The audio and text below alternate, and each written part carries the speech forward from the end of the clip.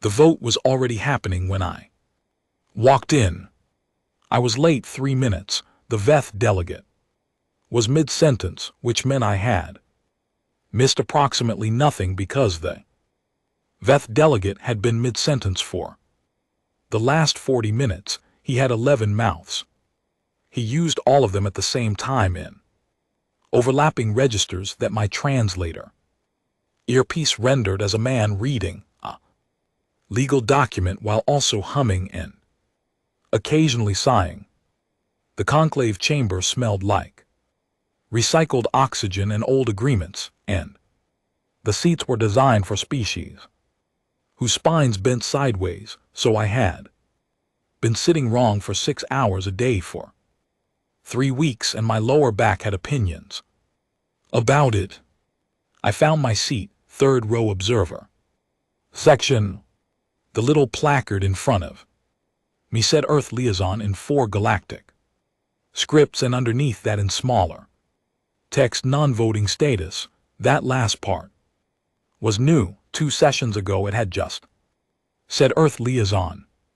Someone had updated the placards and not told me, which was either an administrative oversight or the most passive-aggressive thing the conclave had ever done, and given their track record, I genuinely could not rule out either. My name is Yara Ase. I was 34 years old. I had 2 degrees in interspecies diplomatic law, 1 commendation from the Earth Diplomatic Corps, and a pen I had been carrying since my first posting that had run out of ink 11 months ago, but which I kept anyway because I did my best thinking when I had something to click. I clicked in. The VETH delegate reached his 4th mouth's contribution to the preamble. My earpiece rendered it as, and whereas the patterns of cognitive emotional broadcasting inherent to the subject species have been demonstrated across 17 peer-reviewed galactic studies to produce measurable behavioral deviation in proximal species populations, including but not limited to voluntary self-modification of cultural practice, unsanctioned empathic resonance, and the documented adoption of non-native grieving rituals by species with no biological framework for grief. We therefore submit that the continued galactic presence of the subject species constitutes an ongoing and escalating hazard to the stability of established social and cognitive orders. I wrote 1 word on my notepad: audacity. Then I underlined it. The thing about the Galactic Conclave was that it had been around for 600 years, and it had developed in that time a very precise and well-organized way of making decisions that everyone pretended was neutral and everyone knew was not. There were 47 member species. Each one had a full vote. Each one also had approximately 17 side agreements, trade dependencies, historical obligations, and mutual grievances with every other member, and those invisible weights were what actually moved the tally. The vote you saw on the board was never the vote that mattered. The vote that mattered had happened in corridors and dining halls and encrypted message threads weeks before anyone walked into this chamber. I had known something was coming for 6 weeks. The first sign was the buffet. The conclave provided meals during extended sessions. It was a goodwill gesture technically. In practice it was a logistics operation spanning 47 different biologies, and it worked reasonably well. For the first 2 weeks of the preparatory sessions, the human table had included rice, bread, 3 kinds of fruit, and something that tasted like a very committed attempt at lentil soup. Week 3, the lentil soup was gone. Week 4, the fruit. Week 5, rice and bread, and the bread tasted like it had been made by someone who had read a description of bread but never eaten it. Week 6 nothing, there was a placard where the human food used to be. Placard said reserved. Reserved for what? I had asked the catering staff. The catering staff had looked at me with the particular expression that people use when they know something you do not, and have been told not to tell you. I had filed 3 internal inquiries. I had gotten 3 automated acknowledgments. I had started eating protein bars from my bag and thinking very hard about what exactly you remove from someone's place at the table before you remove them from the table entirely. The VETH delegate finished his preamble. All 11 mouths closed. The silence was its own kind of loud. The chamber president, a Mirth named Councillor Voss, 7 ft tall, skin like polished graphite, posture so corrected, made me feel personally ashamed of my spine, called the formal vote. Resolution 7 Omega, classification of humanity as a class Omega, destabilizing species. I had read the resolution 4 times. I knew what class Omega meant. It was a classification that the conclave had used exactly twice in its 600-year history, once for a biological pathogen, and GT snorts, and GT, once for a weapon system so recursive it rewrote the logic of any computation network it touched. It did not mean expelled. It did not mean sanctioned. It meant illegal categorically. Structurally, the kind of illegal that did not require a crime because the existence itself was the offense. The tally board lit up, species by species, the votes registered, green for yes, blue for abstain, red for no. There were 2 reds, both were small species with close trade ties to Earth, and nothing to gain by being brave about it. There were 4 blues. Everything else was green. I watched the final number lock in, 39 to 2 with 4 abstentions. The chamber president read the result aloud in the 5 official galactic languages, and my earpiece rendered all 5 simultaneously, and they all said the same thing. Earth no longer holds galactic legal personhood. My pen rolled off the desk. I watched it go all the way across the smooth floor, all the way to the far wall where it hit the baseboard and stopped. I stood up. I walked to the wall. I picked up my pen. I walked back to my seat. I sat down. The chamber was already moving to the next item on the agenda: administrative matters, logistics of impounding human registered vessels. The VETH delegate's 9th mouth was already composing something. I opened my diplomatic protocol tablet. I pulled up Form 7C, which was the standard objection filing for member species. Then I looked at the first field, species registration number. I stared at that field for a long time. Then I opened a new form, Form 7D, which was the objection filing for non-member entities. It had different fields. It asked for organizational affiliation. It asked for legal standing. It asked for the basis of the objection under galactic law. The basis field had a 200-word limit. I started typing. I used 198. Of those words, I left 2 words unused because I wanted the conclave's legal processing system to fill the gap. I wanted it to fill the thing I was not saying. I filed the form. The automated response came back in 4 seconds. Your objection has been received and will be reviewed in standard processing order. Current estimated review time, 16 to 20 weeks. I closed the tablet. The chamber was voting on the logistics of my species. Removal from the galaxy, the Veth. Delegate's 11th mouth had joined in now. I found one more protein bar in my bag. I ate it. It tasted like compressed disappointment with a coating of artificial vanilla.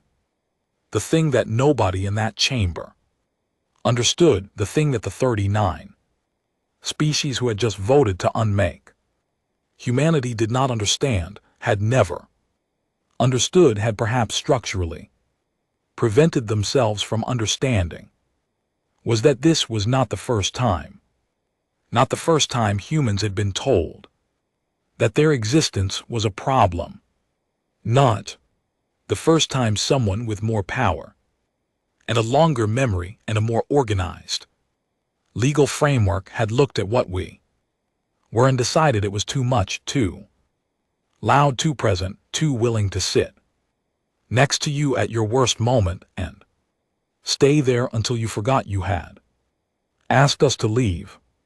We had been here before, not in space, in the other kinds of places where people get told they do not count. We had been in rooms where the forms had no fields for us. We had been handed placards that said things in small text. We had eaten the protein bars. We had watched the tally boards.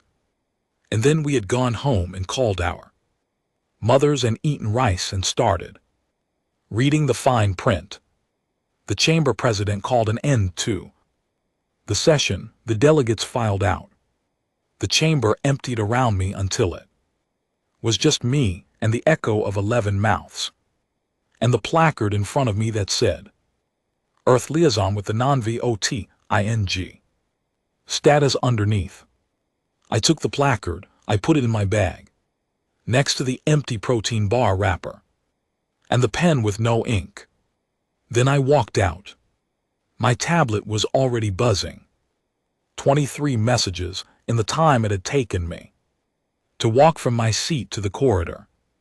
23 colleagues, superiors, friends, strangers from Earth's diplomatic network, all sending variations of the same thing, all asking what we did now. I did not answer any of them. I called my mother. She picked up on the second ring. Behind her, I could hear the soft sound of a cooking pot and a news feed running at low volume, and the particular ambient noise of a place where someone has been very busy doing something with a great deal of focused intent. I saw, she said before I could speak. The vote passed, I said. I know. 39 to 2. I know, baby. I stood in the corridor outside the chamber where my species had just been made illegal, and I listened to my mother stir something on a stove very far away. And I thought about the buffet, about the bread that tasted like a description of bread, about the placard that said, reserved. They planned this, I said. Of course they did. For weeks at least. Longer, she said. Yara, listen to me. Come home. I have objection filings too.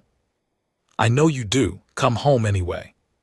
Come home and eat something real, and then we'll talk about the filings. I started to say something, then I heard the background noise on her call more clearly. The news feed was not one feed. It was 7 running simultaneously. And the busy ambient noise was not cooking preparation. It was keyboards. Multiple keyboards. Mama, I said, what are you doing? The stirring sound stopped. What I've been doing for 6 weeks, she said. The line was quiet for a moment, then she said, Yara, we've been illegal before. We're good at this. 4 words. I didn't ask which time. I didn't need to. She was 71 years old, with a bad knee and the particular calm of someone who has already done the math and is now waiting for everyone else to catch up. I looked back at the chamber door. Somewhere in there, 39 species were writing up the logistics of erasing us. My tablet had 41 messages now. I turned around and started walking toward the transit bay. My pen was in my hand out of ink. I clicked it anyway. There was a lot of work to do. The messages did not stop. By the time I reached the transit bay, they numbered 67. By the time I boarded the shuttle back to the human residential block, they were past 100. I stopped reading them somewhere around message 40 when I noticed a pattern. The first 20 or so were panic, pure and simple, the kind of messages people send when the floor drops out and they need to feel that someone else knows the floor has dropped out. But after that, around message 22 or 23, something changed. They stopped asking what we did now. They started telling me. Message 22 was from a man named Owen Birch, a trade law specialist out of the Geneva office, who I had met exactly once at a conference 3 years ago. He had sent me a 7-point brief outlining the procedural vulnerabilities in the Conclave's resolution under the Seventh Expansion Treaty, a document so old that most galactic legal systems had stopped cross-referencing it because the species who originally drafted it had evolved past the need for written language, and nobody had officially retired the treaty, which meant it was still technically active. Message 23 was a list, 43 items every active legal framework under which a non-member entity could challenge a Class Omega designation. 17 of those frameworks were ones I had never heard of. The message was from someone named Clara Holt, no title, no affiliation listed, just a name and a note at the bottom that said, "These are the ones they forgot about." Message 38 was a contact list, 340 names, organized by posting location. Every human diplomat, liaison, trade representative, and observer currently stationed across 12 systems, and next to each name, a status tag.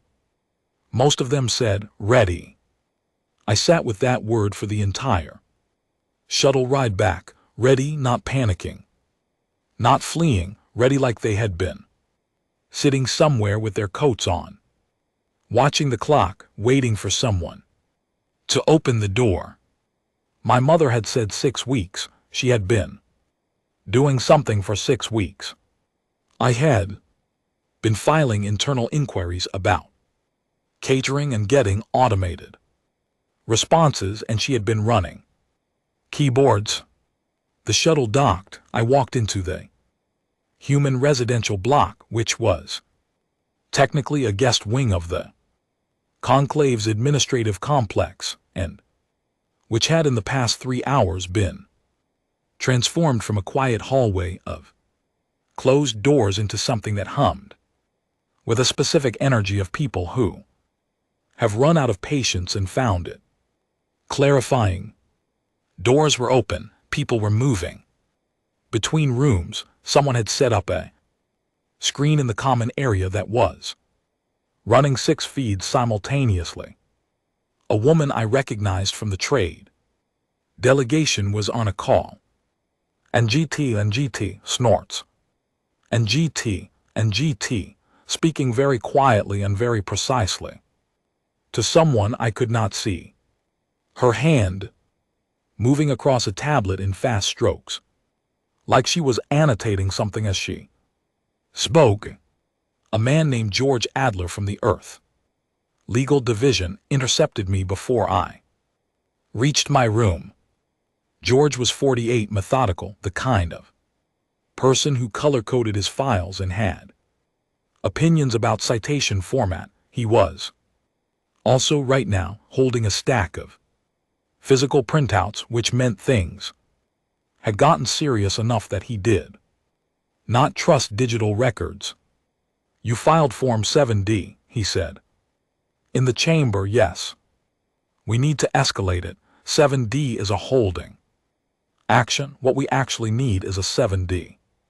With a link 22F, a species coalition endorsement and a formal standing argument under the 7th expansion treaty. He paused. Clara Holt already started the standing argument. She's in room 12. I did not know who Clara Holt was 40 minutes ago. Now she was apparently already writing the document that I had not yet figured out we needed. Who is she? I asked. Retired, George said, 40 years out of the Corps. She's been following the preparatory sessions from Titan. Titan? She has friends there. He handed me the top printout. She also has a memory like a filing cabinet. She found the 7th expansion treaty citation in about 9 minutes. I looked at the printout. Clara Holt's standing argument was 4 pages long, dense with cross-references and written in a tone that was precise without being cold. It read like someone who had been waiting a long time to write it and wanted to get every word right. I walked to room 12. Clara Holt was 73 years old, small, white-haired with the posture of someone who had spent decades in formal chambers and the expression of someone who had long since stopped being impressed by them. She was sitting at a folding table with 3 tablets arranged in a semicircle in front of her, eating crackers from a small bag and dictating corrections to a younger woman who was transcribing them in real time. She looked up when I walked in. Yara Yuza, she said. It was not a question. She had been expecting me. Sit down. You look like you haven't eaten a real meal in a week. 6 days, I said. They pulled the food in week 3, she said. I know. We were watching the session logs. She pushed the cracker bag toward me. They were not subtle. That was either arrogance or a message. Both, I said. She made a sound that was almost a laugh. Yes, probably both. She picked up one of the tablets and turned it toward me. Look at this.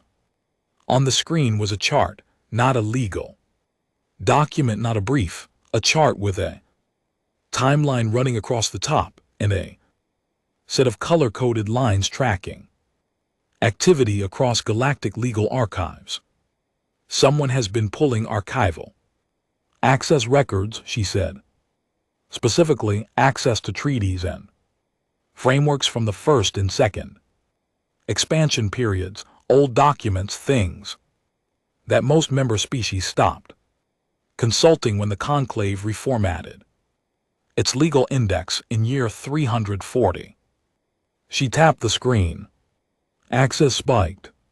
6 weeks ago, not from Conclave. Internal systems, from independent research terminals. Human terminals, I said. Across 9 systems, she said. Yes. I stared at the chart. 9 systems. Dozens of people, maybe more, pulling up documents that the rest of the galaxy had quietly set aside because the rest of the galaxy had been here for 600 years and had accumulated the quiet confidence of institutions that assume their way of doing things has already accounted for every edge case. They had not accounted for us, not the way we actually were. They had modeled us as a destabilizing biological force, an unregulated emotional pathogen, a species that made other species do things they would not otherwise do. They wrote that into their resolution as a condemnation. They did not appear to understand that. They had just described our greatest skill. My tablet buzzed. I looked at the Screen. It was a notification from the Conclave's legal processing system. Current objection filing queue, standard. Processing order, 16 to 20 weeks. And then below that, an updated figure I had not seen before. Total active objection filings received. In the past 2 hours, 341. I counted 340 human representatives. Across 12 systems, 1 filing each. Plus mine. 341. Filed simultaneously. In the 2 hours since the vote under 17. Different legal frameworks including frameworks that the Conclave's legal processing system had not been asked to cross-reference in over a century and therefore had not, apparently, pre-indexed for rapid processing. The system was not designed for this. It was designed for the occasional formal objection from a member species, filed through established channels, moving through a process that everyone understood and that moved at the pace of an institution that had never needed to hurry. It was not designed for 341 simultaneous filings under 17 frameworks, several of which required the system to go and find the relevant legal architecture in archives that had not been digitally indexed in their current format. How long does this back things up? I asked. Clara Holt allowed herself a small smile. The last time the Conclave's legal processing system went into formal backlog was year 347. She said, during the second merit boundary dispute. How long did that take to resolve? 8 months, she said, and that was 17 filings. I did the math. She let me do it. She sat there eating her crackers and let me work out what 341 filings across 17 frameworks filed by a species that had just spent 6 weeks reading documents the galaxy had forgotten it owned was about to do to the most powerful legal institution in the known world. It was not going to stop the resolution. Not immediately, not with 39 votes behind it and 600 years of institution. Wait, but it was going to slow it down, and slowing it down meant time, and time was the one thing the Conclave had not factored into its model of how humanity would respond to being made illegal. They had expected grief or anger or negotiation. They had not expected the fine print. My tablet buzzed again. This time it was a call request. The name on the screen made me stop. Mama. I answered it. She was at a table somewhere I did not recognize, a cargo hub by the look of the background, functional and industrial, with other people moving behind her. She had a bowl of rice in front of her and a screen to her left, and the particular expression she got when she had been working for hours and was nowhere close to done. You got to Clara, she said. You know Clara Holt. I got her number from Owen Birch 3 years ago, she said, after the Conclave's second preparatory review. The one that produced the restricted species proposal that didn't pass. She picked up her spoon. I kept it. Of course she had. She had a bad knee and opinions about tea, and she had kept the number of a retired diplomat for 3 years because she thought she might need it someday. You knew, I said.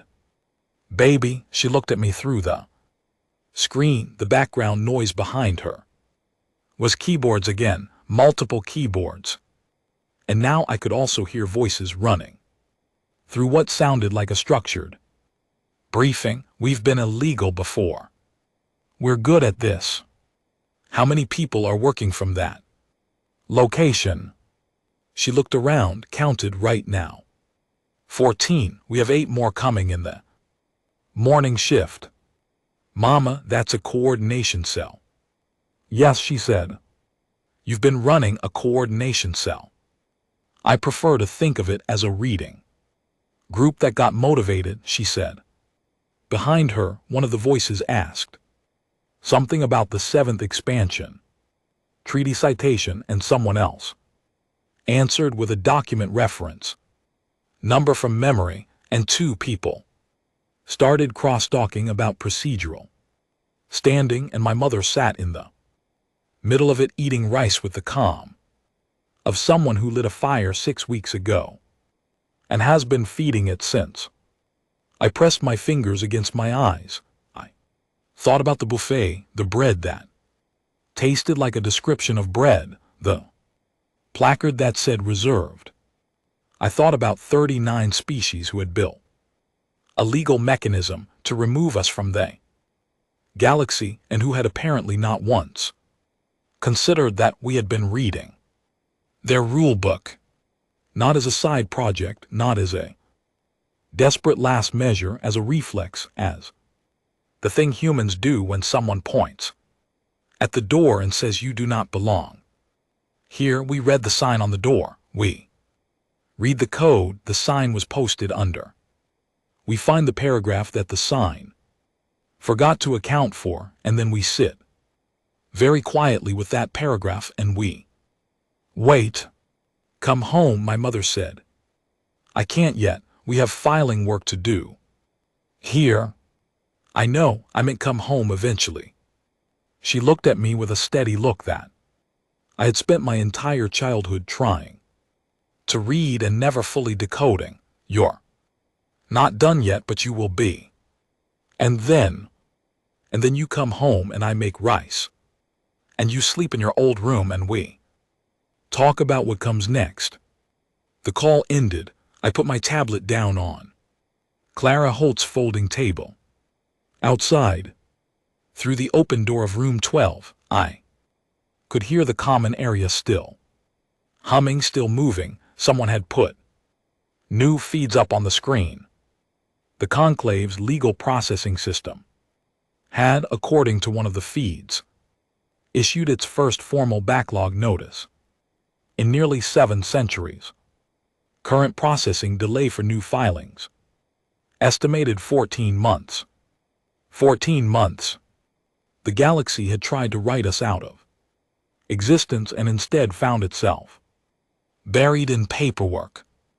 George Adler appeared in the doorway, holding a new printout. We have a response from the Mari trade delegation, he said. He looked like he was trying not to smile and not fully succeeding. Good response or bad response? I asked. They want to file a supporting brief. Clara Holt set down her crackers. The Mari, she said in a tone that suggested this was not nothing. Yes, George said. The Mari, she said again, do not file supporting briefs. They do not voluntarily enter disputes that do not directly affect their trade standing. They have not done so in 300 years. There's a note attached, George said. He looked at the printout. It references a medical posting 4 years. Apparently on their home world, a human doctor. He paused. It says the brief will cite trade agreements in the formal filing, but the note says, tell them we remember. The room was quiet. Clara Holt picked up her crackers again. She ate one. She looked at the ceiling. 14 months, she said, and the married. Yes, I said. Well, she looked back at her tablets. We'd better write something worth their signature. I pulled up a chair. George handed me the printout. Outside the common area hummed and the feeds ran, and somewhere 100 light years away my mother was eating rice at a table full of people who had decided 6 weeks ago that the galaxy had misread the situation. The audacity, I thought, was structural. The enforcement began on a Thursday, which felt deliberate. Thursdays have a quality of established routine, of normal procedure, and the conclave had clearly decided that impounding human ships and quarantining human colonies should feel like administration rather than action, routine paperwork, a process moving through its scheduled steps. The first ship was a cargo vessel named the Kepler Line 7, registered out of Ganymede, 3-person crew, mid-run between a trade station in the Dravati outer system and a fuel depot near the Marid boundary. The Conclave's Enforcement Division intercepted it with a standard hailing frequency and a document package, and the crew, according to the report that reached me, responded by asking if they could finish their delivery first, and when the enforcement officer said no, they asked if they could at least use the bathroom. They were allowed to use the bathroom. They were not allowed to finish the delivery. 43 more vessels were impounded in the first 72 hours. The crews were processed, documented, and transferred to holding facilities that the conclave called transition zones, which was a name so deliberately administrative that it almost succeeded in describing nothing at all. Almost. I was in Clara's room when the first colony status update came through. 17 human colonies across 4 systems had received quarantine notifications. The notifications were polite. They used words like restriction and movement, limitation and temporary measure. They did not use the word quarantine. But that was what they were, and everyone reading them understood this. And the politeness of the language sat on top of the meaning, the way the catering placard had sat on top of the empty space where our food used to be. I filed 4 new objection documents. Before lunch, Clara filed 11, George filed 8, and also somehow found time to put together a cross-reference index of all active conclave enforcement actions against the relevant treaty frameworks, color-coded by priority level. I did not ask when he slept. I was not sure he did. What I was watching and could not fully name yet was a kind of structural test. The conclave was an institution built on member consensus and the assumption that its definitions held: the definition of personhood, the definition of species, standing, the definition of what counted as a legal entity with rights versus what counted as a classification, a hazard, a thing to be managed. It had passed those definitions into law 37 days ago. And now the law was moving and the world was responding, not the way the conclave had modeled. The first sign came from the Marid.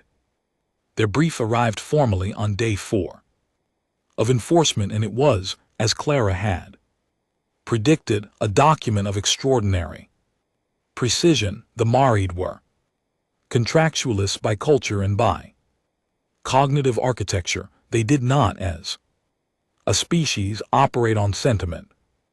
They had a word in their primary language that translated approximately to emotional noise, and they used it to describe the entire category of decisions made on the basis of feeling rather than calculated interest. They considered it a deficiency, a kind of cognitive static. The brief cited 17 trade agreements. It cited the 7th Expansion Treaty. It cited 3 Port Authority codes from the first conclave period that nobody had invoked in living memory. It was on its surface a masterwork of the kind of legal argument that the Merit considered the only valid form of reasoning. And then in Appendix C at the bottom of 22 pages of trade law, There was one paragraph. It was not legally binding, Clara said. So when she read it, George nodded. I read it 3 times. It said the Merit delegation acknowledges that this brief proceeds from contractual obligation. It also acknowledges, in the interest of full disclosure, a matter of historic record. During the culling plague of year 419, a human physician named Dr. Addis Nwasu accepted a voluntary posting to the Merit homeworld and remained for 4 years without contractual compensation. The relevant record is not presented as legal argument, it is presented as context. Appendix C is not legally binding.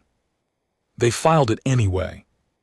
I did not say anything for a while after reading it. Clara did not say anything either. George made a small sound that was not quite a word and looked at his color-coded index as if he needed a moment to be somewhere organized and comprehensible. The thing about the Merit, the thing that made Appendix C mean something beyond its non-binding status, was that they were not a species that disclosed context. Context that was not legally relevant was, by their framework, noise.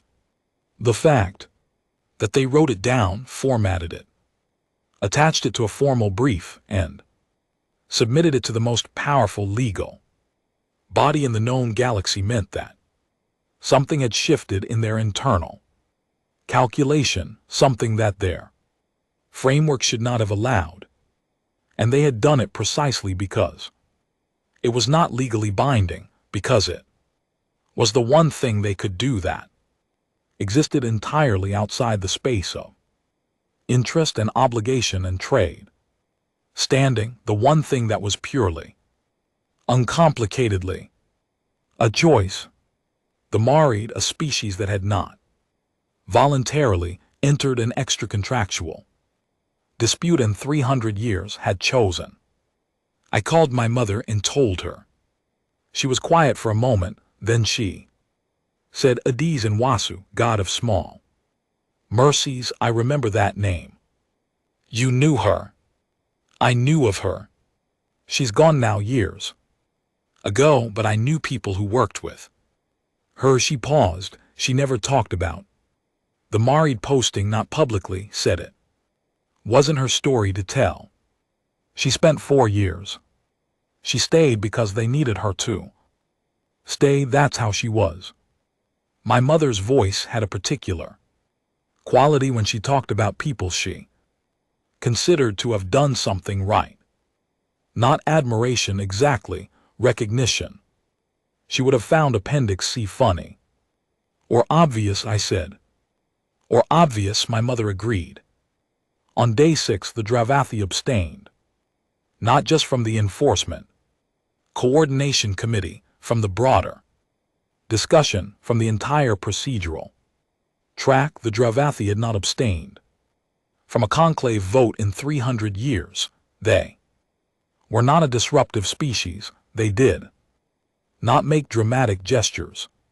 They were agricultural, deeply communal-oriented, around long, slow cycles of decision-making that their neighbors had sometimes mistaken for passivity. They were not passive.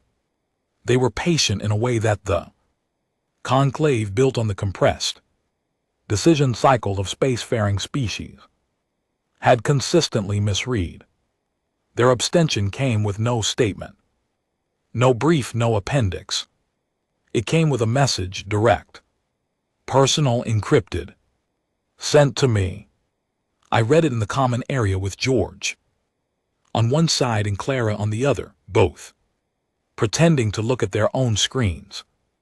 The message said, we remember the year your people stayed. We remember the harvest songs. We do not move quickly, but we do not forget. I read it twice. I did not look up for a while. Dravathi, George asked. Yes. Clara set down her crackers, Tell me. I told them about the message. I told them what I had found when I looked up. The year, the colony ship with the failed engine, the 9 months on a Dravathi agricultural world, the singing. At the harvest, the children. The songs that stayed after the humans left. Clara was quiet for a moment, then she said the conclave modeled us as a pathogen. Yes. They called it emotional contagion. Unsanctioned empathic resonance. She picked up a cracker, looked at it, put it down. They were describing what happens when you sit with someone through something hard and they don't forget. They thought it was contamination, I said. Of course they did, she said. From a certain angle, it looks exactly like contamination. You arrive, you stay, you sing at the harvest, you name the grief. You teach the children a call and response they've never had words for before, and then you leave, and those things remain, and the species that had them cannot unhave them. She looked at me. The galaxy has been telling us that's a problem for a long time. They finally put it in writing. They thought making it illegal would stop it. It already happened, she said, 300 years ago on a Dravathi farm world, 400 years ago on the Merit home world. You cannot pass a resolution against something that is already woven into the fabric of where you live. Outside, the enforcement operation was moving forward, more ships, more colonies. The conclave was doing what it had voted to do efficiently and procedurally and without malice, the way institutions do things when they have decided that the deciding is done, and now it is only a matter of execution. But the gallery was shifting. On day 8, 2 more species abstained from the Enforcement Coordination Committee, not from public statements, not from dramatic exits. They simply stopped showing up to certain votes. They cited procedural concerns, scheduling conflicts, the need for internal review.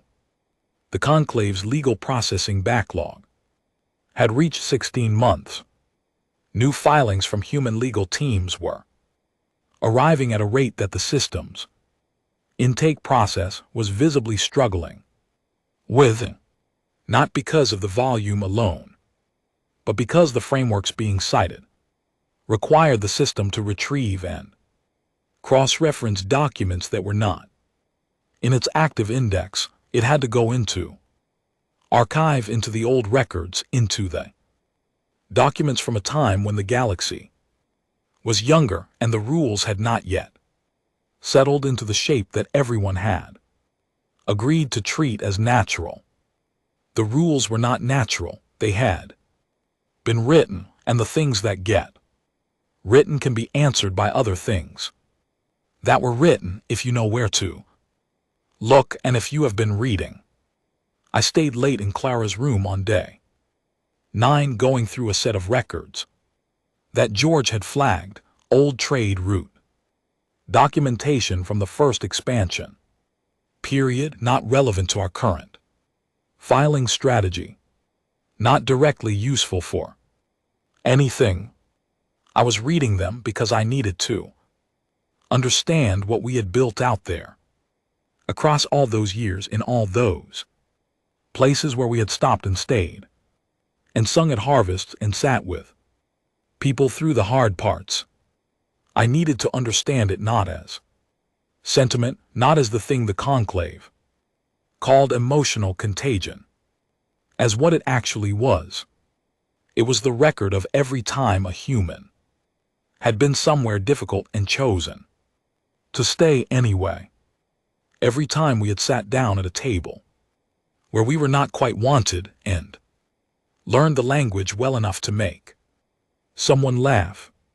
Every time we had named something that didn't have a name yet in the local vocabulary and left that word behind. When we moved on, the conclave had called it a destabilizing force. They were not wrong about what it was. They were wrong about what it meant. Clara looked up from her tablet sometime after midnight. The VETH delegation requested a closed session, she said, for tomorrow morning. About what?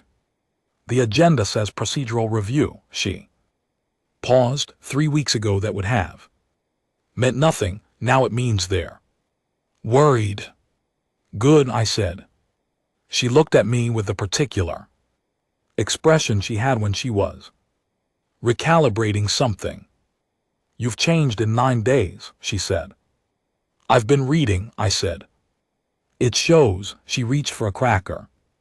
The closed session means they're counting again, recounting, checking their numbers. She chewed thoughtfully. 22 abstentions last tally from the Enforcement Committee.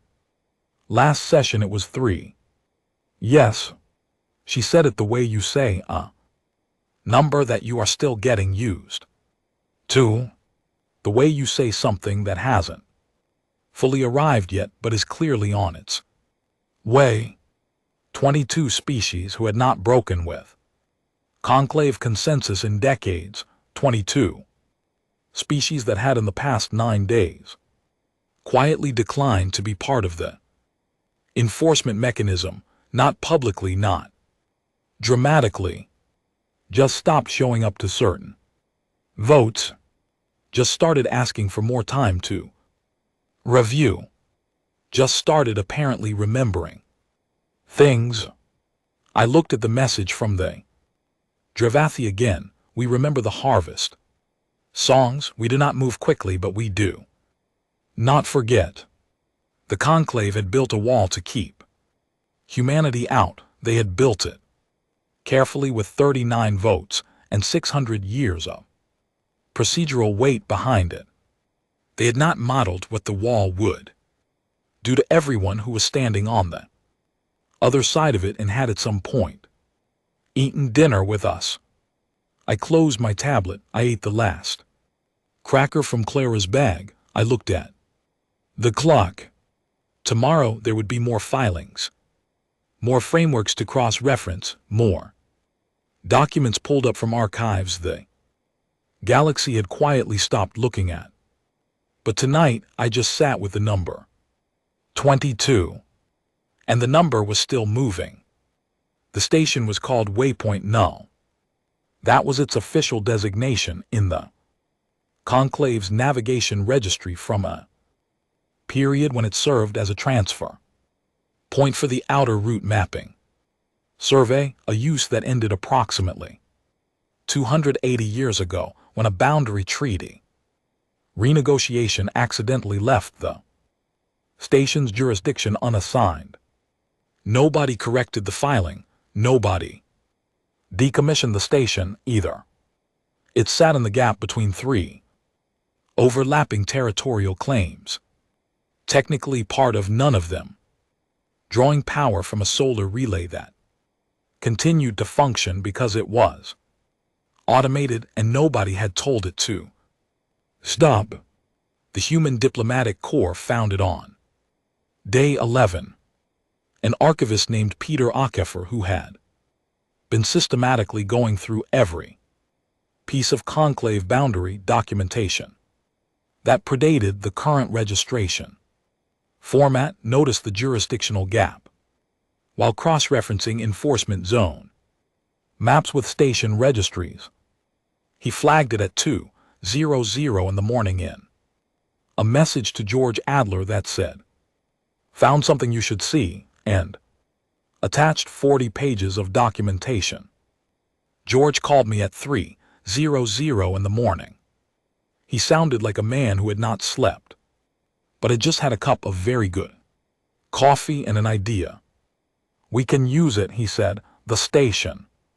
Legally, the current enforcement jurisdiction doesn't extend to it, because the jurisdiction never got formally assigned to any treaty framework that contains the class Omega.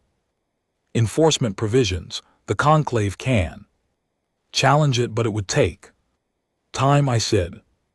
Months, he said, at minimum, probably. Longer given the current backlog. How functional is the station? There was a pause that told me he had already looked this up. Life support. Operational, power stable, communication. Relays functional. It's been sitting. They're running for 280 years doing nothing. I was quiet for a moment. I thought about the protein bars. I thought about Clara's crackers. I thought about a station that had been waiting in a jurisdictional gap for almost 3 centuries because nobody had gotten around to filing the right paperwork. Get Peter to document the jurisdictional argument fully, I said. I want it airtight before we move anyone there. Already started, George said. 48 hours later, I was standing in Waypoint Null for the first time. It smelled like recycled air and old arguments, which I was beginning to understand was the smell of every place where humans had decided to dig in and work. The corridors were narrow. The lights ran at about 80%. The common area had furniture that was designed for 3 different species, and none of them human, which meant we had spent the first morning rearranging everything into configurations that were slightly wrong in different ways and collectively more tolerable. Clara Holt arrived on the second shuttle with 17 printed documents, a bag of crackers, and Peter Akefer, who was 31, very quiet and apparently capable of finding jurisdictional gaps in ancient treaty documents the way other people find loose change in a sofa.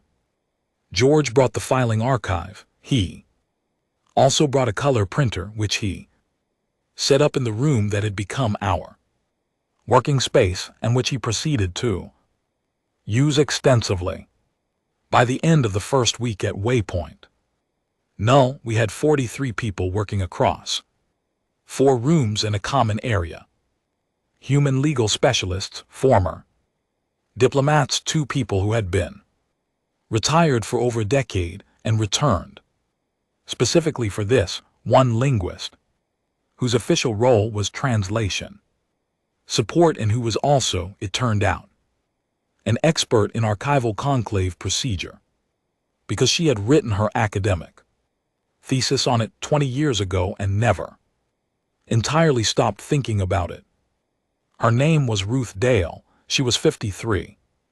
British, precise in a way that felt physical, and she had found 3 treaty clauses in her first 4 days that none of the rest of us had known existed.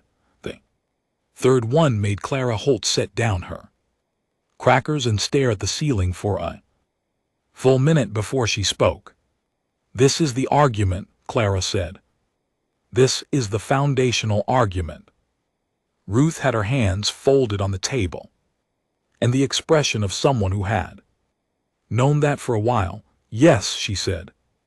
The clause was from the conclave's founding charter, pre-expansion, the language that predated everything the conclave had built itself into, it said. In the translation Ruth had worked through across 2 days, no designation of legal status may proceed from a species-specific judgment, as a species-specific judgment cannot constitute universal law without the consent of the entity whose status is being determined. I read it twice. They violated their own founding charter, I said.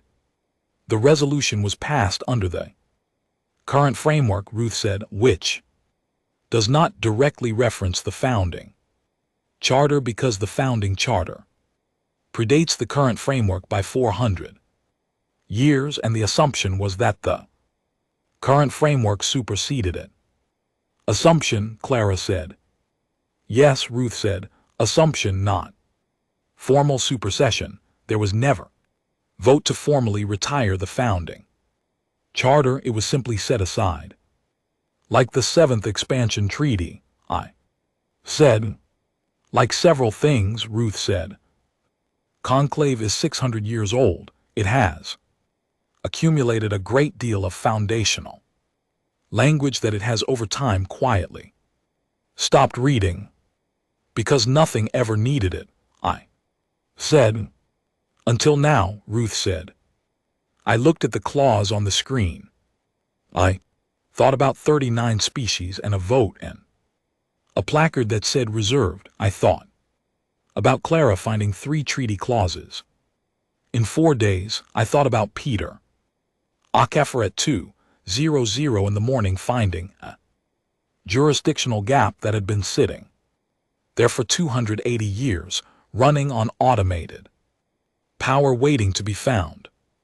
The conclave had built its resolution on the assumption that the rules were settled, that the architecture of galactic law was fixed and mapped in, that every relevant clause had been accounted for. They had not been reading the old rooms. We had, on day 19 at Waypoint Null, the abstention count from the enforcement committee reached 22. I was in the middle of a working session with George and Ruth when the notification came through and George showed it to me on his tablet and I stopped talking for a moment. Last session it had been 3, then 9, then 15, now 22. The movement was quiet. None of the abstaining species were making statements. None of them were staging walkouts or filing counter resolutions. They were simply in the slow and deliberate way that institutions move when something in the foundation has shifted, declining to be part of the mechanism. The VETH had called 2 more closed sessions. The chamber president had issued a procedural statement that was careful and measured, and which, if you read between its lines, was asking everyone to hold their positions while the numbers were re-examined.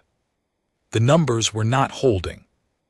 I knew I was not the right person for what was coming. I knew this the way you know things about yourself that you have not yet had to act on. I was a mid-rank liaison who had watched a pen roll across a chamber floor and decided to pick it up.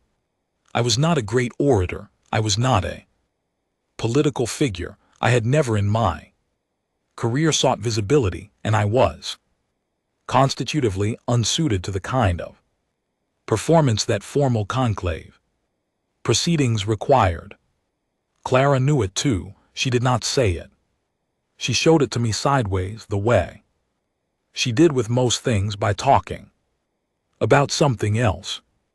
The founding charter argument requires a speaker, she said one evening when the station had gone quiet and most people had gone to sleep. Someone with standing in the chamber, someone the coalition will name. The Merit Coalition, I said.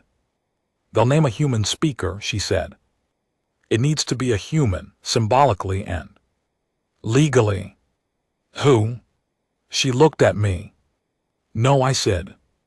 The coalition asked specifically, she said. They reviewed the filing record. They know who has been running the legal strategy from here. She picked up a cracker and then put it down without eating it, which was how I knew she was serious. They also know about the founding charter argument. They want the person who found it. Ruth found it. Ruth found the clause. You understood what it meant. She looked at me steadily. Yara, the speech isn't a performance. It doesn't need to be brilliant. It needs to be true. Those are different things. I did not answer. I looked at the clause on my screen. No designation of legal status may proceed from a species-specific judgment. One sentence, 400 years old, written by people who were trying to prevent exactly this and had no way of knowing It would matter 400 years later, so they wrote it down and left it there. Writing things down and leaving them for someone to find. That was not a new idea for us. My mother called that night not late. Early evening, behind snorts her the cargo hub was still active though. Quieter than it had been in the first weeks. She had coffee this time, not rice, which meant she had been going for a long time and had passed the rice stage and entered the coffee stage. The coalition brief went through, she said, the formal submission 14 co-signatories. I saw 14, she said again. Yara, when the conclave first voted to expand membership 200 years ago, they got 11 co-signatories for a vote that fundamentally rewrote the composition of galactic governance. We have 14 for a founding charter. Challenge filed by a species that was made illegal 6 weeks ago, I said. Structurally impossible, most people would have said. Most people hadn't read the old documents. She made a sound that was somewhere between a laugh and something else. That's what we do, she said. We read the things other people put down. We pick up what they left, we carry it. She drank her coffee. You know what I keep thinking about? What? The Dravathi harvest songs, that human colony, 9 months on an agricultural world because their engine failed. Completely unplanned, no diplomatic agenda, no treaty objective, just people stuck somewhere, and they helped with the harvest and they sang. And 300 years later, it's in the abstention count, I said. Not because anyone planned it, she said, because they were just themselves, because that's what we do. When we end up somewhere, we show up, we help, we sing. She set down her cup. The conclave looked at that and called it contagion. They weren't wrong about what it was, they were wrong about everything else. I'm going to speak at the final session, I said. She was quiet for a moment, not surprised, just absorbing it the way she absorbed most things. I know, she said. Clara thinks. Clara is right, she said, and you know she's right, or you wouldn't have said it like that. I was quiet. Right, okay, fine, she said, the way she said it when a decision was made, and what remained was just the doing of it. Then come home after. After, I said, yes. I'll make rice. The line went quiet.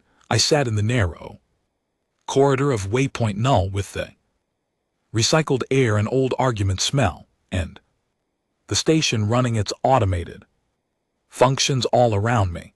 280 years of patient waiting, and I thought about what you write down when you are trying to prevent something from happening, and you have no way of knowing if anyone will find it. You write the truest thing you can. You leave it there. You trust that someone will come eventually who needs exactly that word. I pulled up my documents. I started with the founding charter clause. I started reading. The session was in 4 days. I had a lot of work to do. I did not give the speech I wrote. The speech I wrote was good. I want to be honest about that, because there is a version of this story where I stand up and deliver something I worked on for 4 days, and it changes the galaxy.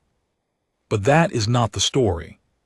The story is that I stood in the bathroom of Waypoint Null at 5:00 in the morning before the transit shuttle came, and looked at myself in the mirror above the station's scratch metal sink, and had a direct conversation with myself about whether I was actually prepared for this. My conclusion was that I was not, that I was a person who picked up pens off floors and read old documents at 2:00 in the morning and ate crackers from other people's bags, that I was not a great speaker or a heroic figure, that I had 2 degrees and 1 commendation, and a pen with no ink that I was still carrying because I did my best thinking. When I had something to click, then I thought what the conclave built their resolution on was the assumption that we should have been someone else, quieter, less present, less prone to sitting down at tables where we were not wanted and learning the language, less likely to stay through the hard parts and sing at the harvest and name the grief and leave something behind that did not belong to us and could not be taken back. They had looked at all of that and called it a problem. The speech I wrote was the speech of someone trying to answer that charge brilliantly. The speech I needed to give was something else. I put the written speech in my bag. I got on the shuttle. I clicked my pen the entire flight. The conclave chamber was the same as it had always been, same recycled air, same sideways chairs that hurt my spine, same placard in the observer section that said Earth Liaison. I did not go to the observer section. I went to the floor. The coalition had filed the necessary credentials I had standing to speak. It was a strange feeling standing in the place where the vote had happened on the floor instead of behind the railing. The chamber president, Councillor Voss, called the session to order. The agenda was read in 5 languages. My earpiece translated all 5. They all said the same thing. Formal response hearing. Founding Charter Challenge, 7D22. Human Coalition Petition. The VETH delegates' first mouth opened. I was ready for 40 minutes. I had brought water. The 40 minutes passed, then the VETH second procedural motion. Then the formal reading of the challenge summary by the coalition's merit lead, which was precise and thorough, and which I listened to with the particular feeling of watching someone else accurately describe the thing you spent 4 weeks building. The merit counselor read it without inflection, which was how they read everything, but Appendix C of their brief was in the formal record, and the chamber knew it was there. Then Councillor Voss called on the human speaker. I stood up. The chamber was larger from the floor than from the observer section. I had not expected that. I stood with my notes in my hand and my pen in my other hand, and I looked at 47 species arranged in a chamber that had been making decisions about the galaxy for 600 years, and I thought about what Clara had said.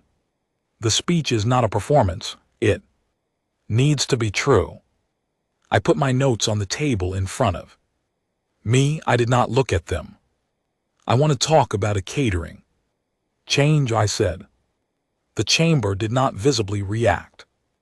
That was the conclave's particular skill. 47 species in one room, and the collective response to an unexpected opening was a wall of disciplined stillness. But I had been in this chamber for weeks, and I had learned to read it, and what I felt was not stillness. What I felt was attention.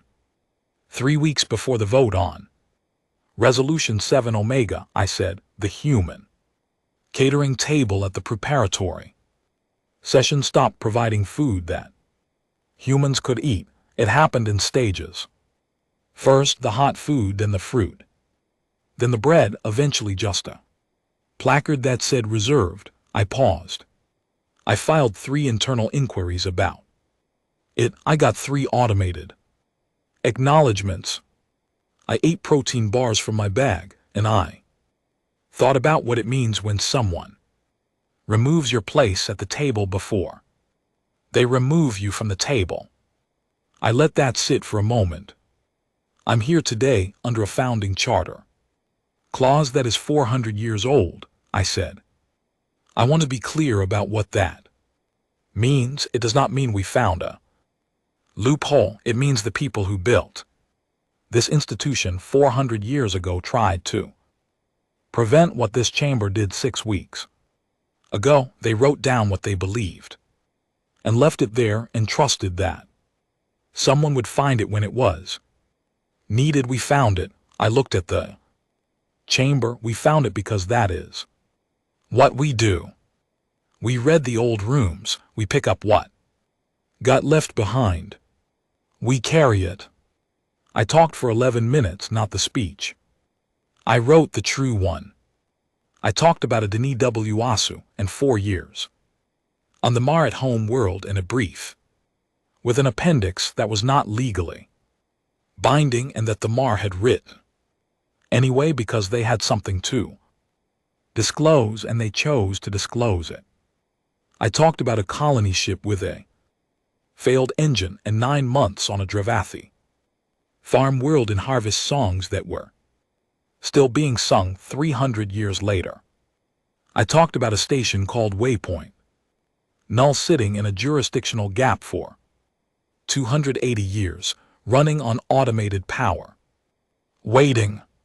I talked about the catering table, about the placard, about what it means to be told in small procedural increments that you do not count.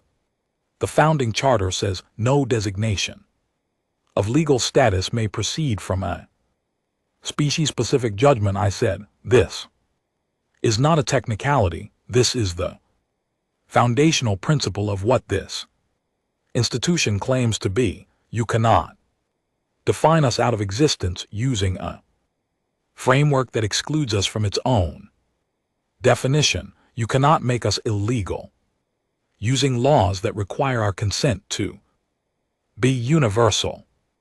I paused. You called what we do contamination, emotional contagion, unsanctioned empathic resonance. I let those words sit in the air. You were describing what happens when you sit with someone through the hard parts and they remember. You were describing what happens when you stay long enough to learn the harvest songs. You were describing what happens when you write a paragraph that has no legal force and file it anyway because you have something to say and you want the record to show that you said it. I looked at the merit delegation. Appendix C is not legally binding. I said they filed it anyway. That is the only definition of solidarity I have ever needed. The VETH delegate tried to invoke procedural override. I knew he would. I had read the procedural rules carefully, enough to know that a coalition-endorsed speaker had certain protections during formal challenge hearings. I also knew the room was going to respond before I did. 29 species voted to let me finish. I finished. The vote took 4 hours. I sat in the chamber for all of them. Clara was in the gallery. George was in the gallery. Peter Ockefer and Ruth Dale and my mother. On a screen feed from the cargo hub on Titan, where it was the middle of the night and she was sitting at the table with her coffee and 22 other people who had been running keyboards for 6 weeks. The chamber president read the tally. Resolution 7, Omega suspended pending full constitutional review. Not overturned. I want to be precise about that. Suspended, sent back into process. The challenge had bought time and forced review and forced the chamber to confront the founding charter. Argument in open session with 14 coalition species watching. It had not won. It had made winning possible. Those are different things and both of them matter. I sat with the word suspended for a long time. George sent me a message that was just The number 31, 31 abstentions in the final procedural committee vote. I had last counted 22. The number was still moving. Clara sent me a message that said, "Eat something." I realized I had not eaten since the crackers on the shuttle, and it was now 7:00 in the evening, and I was sitting in an increasingly empty chamber because most of the delegates had moved to the corridor for post-session discussion, which was where most of the actual work of the conclave always happened anyway. In the corridors, in the informal spaces, in the places where the formal record was not running. I stayed in my seat for a while. The chamber emptied around me. The lights shifted into the lower setting they used. After sessions ended, the placards were still on the tables. Mine still said, "Earth Liaison," with the small text underneath it. I looked at it. I picked it up, put it in my bag with the pen. In the corridor outside, the merit counselor was speaking with two other delegates. She saw me pass. She did not stop her conversation, but she made a particular gesture with her primary hand, a motion I did not recognize at first, and then did from the treaty documentation I had been reading. It was an old merit form pre-expansion. It meant the record has been noted. I made the closest human approximation I could manage. I hoped it was close enough. I walked through the conclave complex for the last time that evening, through corridors that I had walked for 6 weeks, past rooms where decisions had been made and unmade and suspended and challenged, past the chamber where a pen had rolled off my desk, past the catering bay where a placard had said "reserved." Someone had put the human food back, not a full selection, a bowl of rice and some bread that actually tasted like bread. I did not know who had done it or when. I took a plate of rice and ate it, standing up in the corridor, and it was the best thing I had tasted in 6 weeks. Outside the conclave complex, the transit bay was running its last shuttle of the evening. I got on it. A Dravathi delegate was seated at the back of the shuttle in the wide section designed for their build, which was tall and broad and not designed for narrow shuttle corridors, but they had managed. There were 2 of them. I recognized one from the abstention committee records. They looked at me.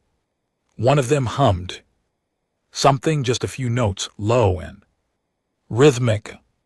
I did not know the melody, but I recognized the structure, the call and response shape of it, the space left open at the end, waiting. I hummed back something approximating the answer, probably wrong, probably the accent of someone who learned it from a 300-year-old record instead of from living with it. The Dravathi delegate looked at me for a moment, then they made a sound that I thought might be the equivalent of a smile, then they looked back out the window. The shuttle lifted. Waypoint null was a 2-hour transit from the conclave complex. When I got there, the station was warm and lit and loud with the sound of people who had been watching a feed and were now talking all at once. George was standing in the middle of it, holding a printout and trying to explain something to 3 people simultaneously. Peter Ockefer was at a screen with Ruth Dale, already pulling up something new, already looking for the next old room, the next document left behind, the next clause that had been waiting to be found. Clara Holt was in the kitchen area, eating crackers and looking entirely unsurprised by everything. I sat down next to her. Someone put a cup of something hot in front of me. The common area was full of people who had spent 6 weeks reading fine print and had Just watch something shift, and they were not celebrating exactly because suspended was not victory, but they were making the noise of people who understood that something real had happened and that the number was still moving and that there was more work to do and they were here to do it. My tablet buzzed. "Mama." I answered it before it buzzed twice. "I saw," she said. "I know. You didn't use the speech." "No." She was quiet for a moment. I could hear the cargo hub behind her, quieter now. People winding down. "You ate," she said. "Rice actually from the conclave. Catering bay. They put it back. Someone did." She made that sound again, the one between a laugh and something else. "Come home," she said. "Soon," I said. "There's still work." "I know. Come home when there's less of it. I'll eat rice. I'll make extra," she said. The call ended. Around me, Waypoint null hummed and clicked and ran its automated functions with the patience of something that had been waiting a long time and was used to it. The common area lights were warm. George was still explaining something to three people. Peter had found something in the archives, and Ruth was already annotating it. Through the narrow window above the kitchen area, I could see a small piece of the star field, just a corner. Enough. The founding charter had said no designation of legal status may proceed from a species-specific judgment 400 years ago, written by people who were trying to prevent this. Left there for someone to find. We found it. We read the old rooms. We picked up what got left behind. We were still here. The number was still moving. I clicked my pen. It was still out of ink. I held it anyway and I looked out the small window at the stars, and I thought about harvest songs in Appendix C and a catering placard and a Dravathi hum on a transit shuttle and all the things you can leave in the world by simply showing up and staying and being entirely, stubbornly, unapologetically yourself. The galaxy had tried to write that out. We wrote back. That was all it ever was. That was all it needed to be. I picked up my tablet. I opened the filing queue. There were 37 new documents waiting for review, and the Founding Charter Challenge was moving into its formal review track. And somewhere in the archives there were more old rooms with more old words in them, and I was very good at finding them. I started reading.